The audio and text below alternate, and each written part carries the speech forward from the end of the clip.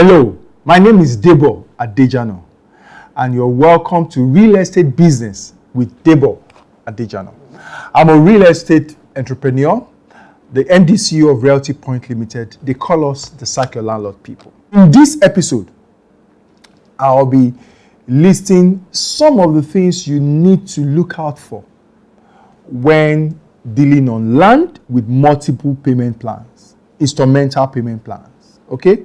When you have transaction, whether land or building with multiple payment plans, what are the things you have to look out for, especially land, okay? That's what we'll be dealing with in this episode. You know that there are a lot of opportunities now available everywhere where you have the option to pay in installments, some 6, 3 months, 12 months, 24 months. I've seen 60 months, you know. So what are the things you need to look out for in doing this? I'll be right back. Thank you.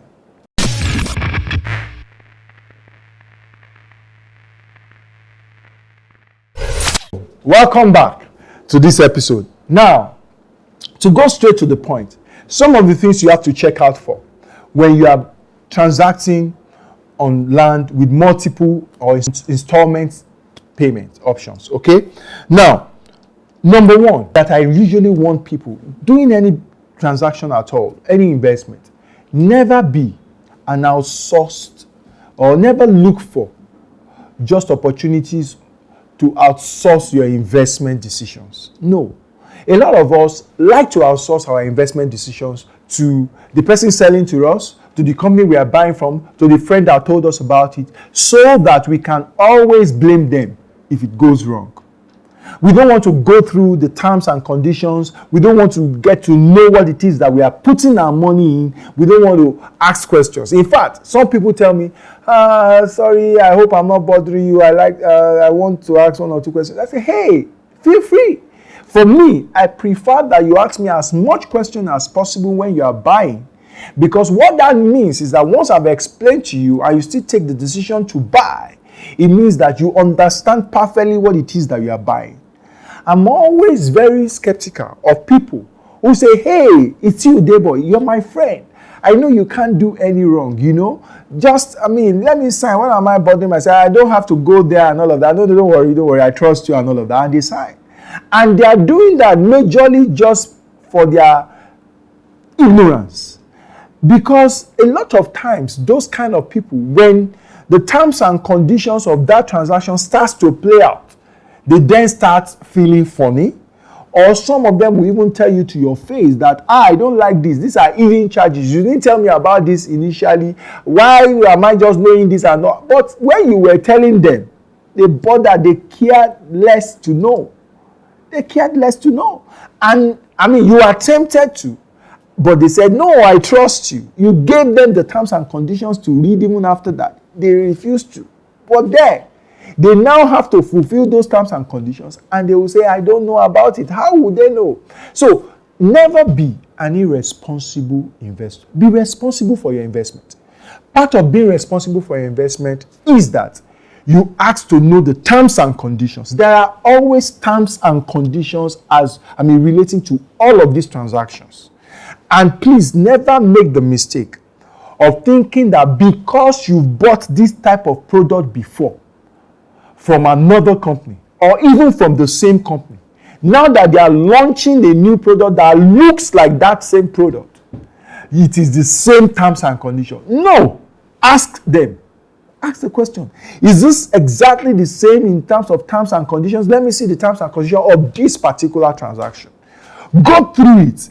When you have any gray area, ask questions. Ask them, what does this mean? What do you mean by, what do I get once I finish paying for land? What do I get when I pay for this and that? What does maintenance fee mean? All of that. You need to ask questions. Take responsibility. Even if you are not in the vicinity, probably you are not in the locality where the transaction is based, okay? You can send someone that you trust. And these days that where we have phones with cameras and all, you can do video. So the person can video all of his trip, to the place, video the place and send back to you. And also in a way, have your own way of talking directly to the organization, not just depending even totally or solely on the person you trust. Yes, you get feedback from the person you trust, but we've seen situations where, shockingly, I will tell you this, we've seen situations where even parents of people maybe based abroad have come to, brothers and sisters are common, but the day I had the encounter with parents asking for property to be loaded, price to be, increased so that they can have more money. Okay, so something is selling for 1 million. They say, no, tell him 1.5. Is he your son? Is my son? Tell him 1.5. But unfortunately for the father that did that, we don't do that in our organization. We don't load. We cannot, for whatever reason. So we politely told him, sorry, sir, we can't do this. This is the price we're selling. We pay commission if you want to get commission, and commission even from the transaction, we don't mind. But we cannot tell somebody another price because we can't take that risk. Our reputation is important to us. Okay? So that's why I'm warning you. Even when you say you trust those people, fine, trust them. And we've had instances where the trusted person has his own agenda.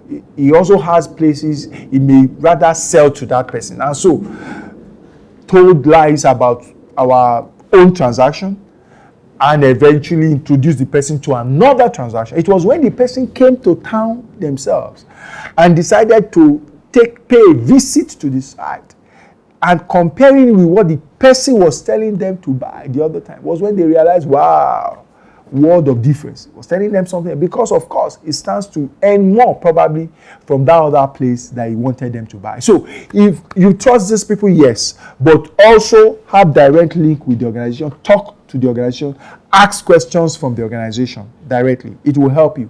So have somebody inspect if you are not there. If you are there, inspect. Make out time to see what it is that you are buying. Because there is nothing like citing what it is that you are buying and knowing exactly what you are paying for. It helps and it goes a long way. So that's one other thing that you must do. Terms and conditions, be sure the terms and conditions, read through and all of that. Go to site, visit the site. Ask as many questions as you want to ask. It helps you. Then, because, a lot of times, we must realize that when you are buying land, okay, or you are doing real estate transaction, it's divided into 4 headings. How you will spend money.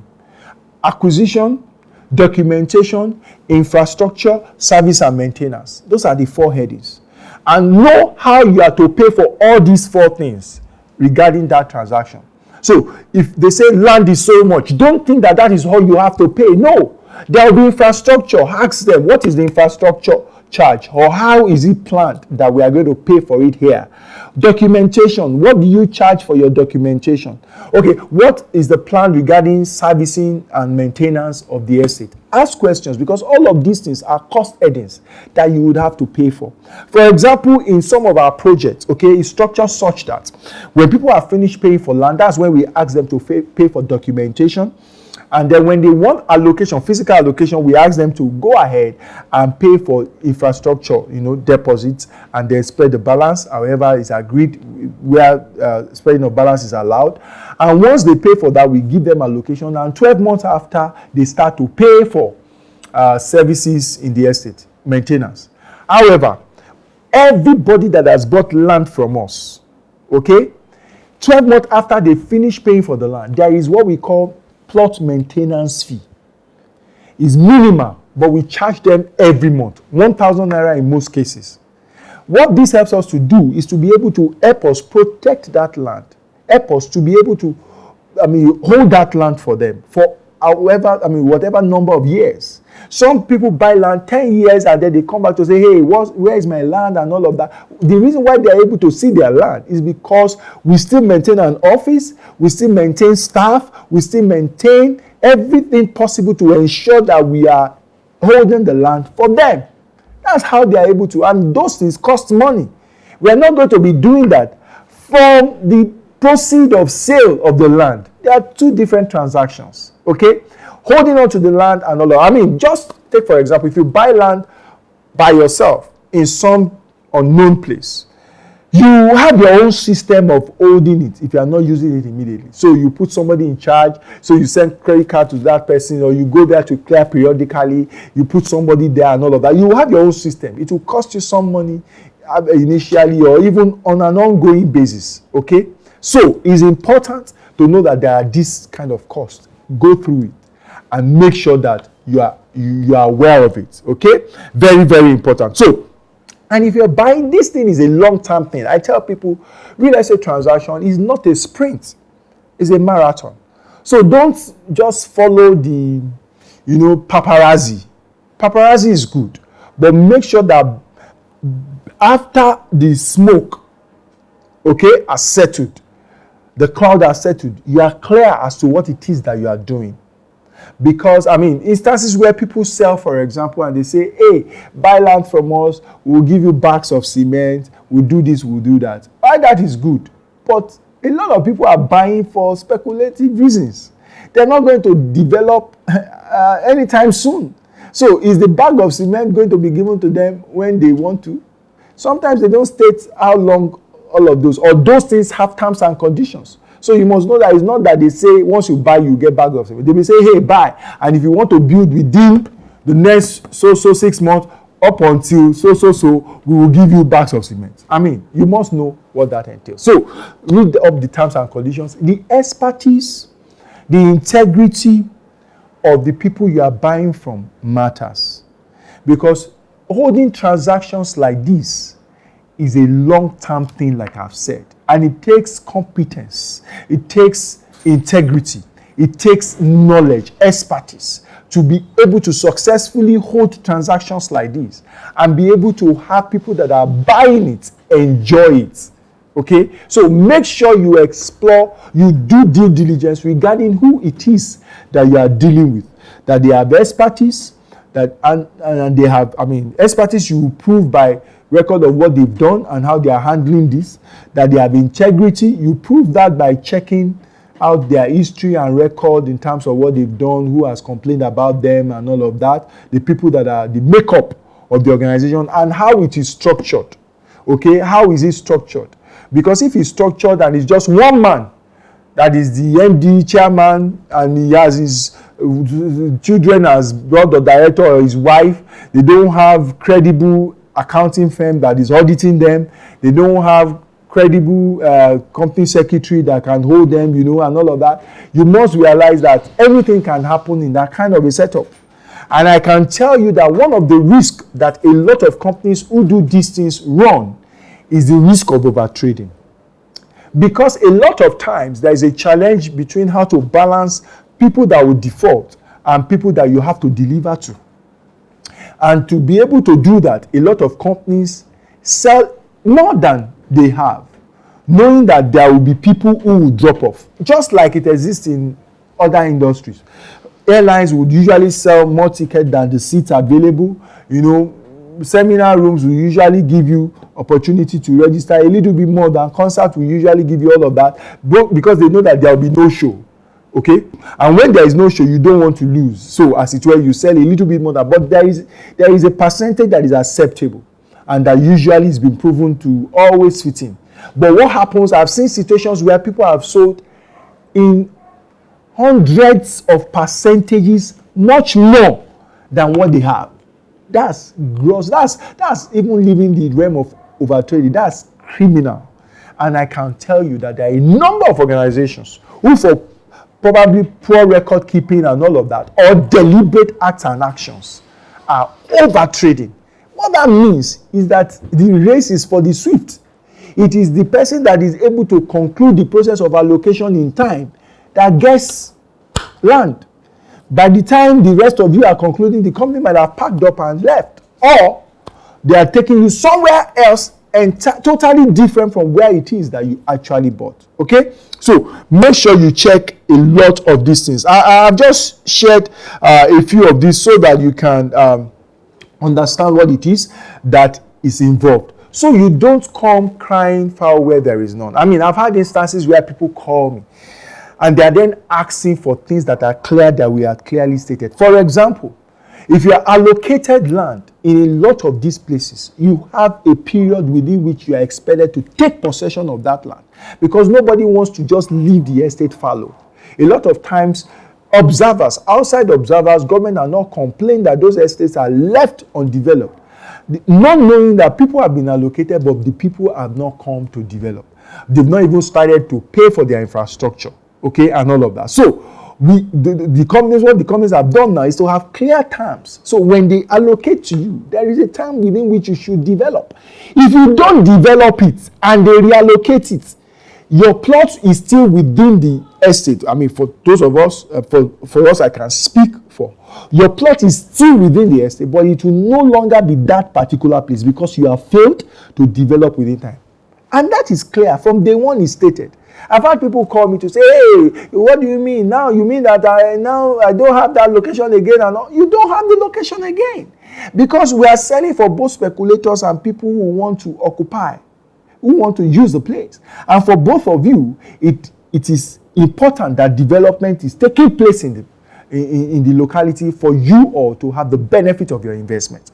For the speculator, for your price to appreciate, development will appreciate it. For the person that wants to build, he does not want to go and build in the forest. He wants to build, relatively within a place that is close home. So, closer to the gate and all of that, where life exists.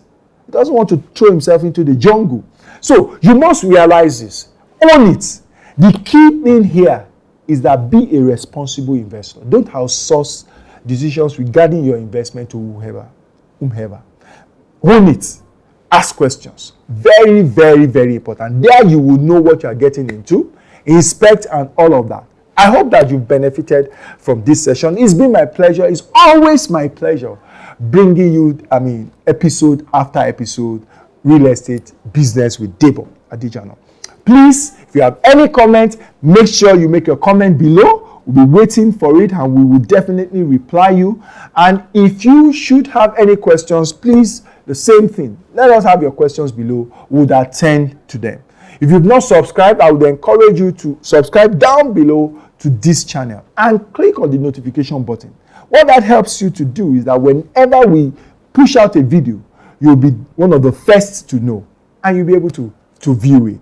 Okay? Please follow me on my social media handles. Instagram is Debo Adejana. Twitter, same thing, Debo Adejana. It will be interesting. We share a lot of this. And please make sure you come again and again. And if you like this, click the like button. Tell your friends about it. Share it with them so that they can gain knowledge, okay, about this. It's been my pleasure. Until I come your way another time with another episode, I remain yours sincerely, Debo Adejana, in the business of helping you sack your landlord.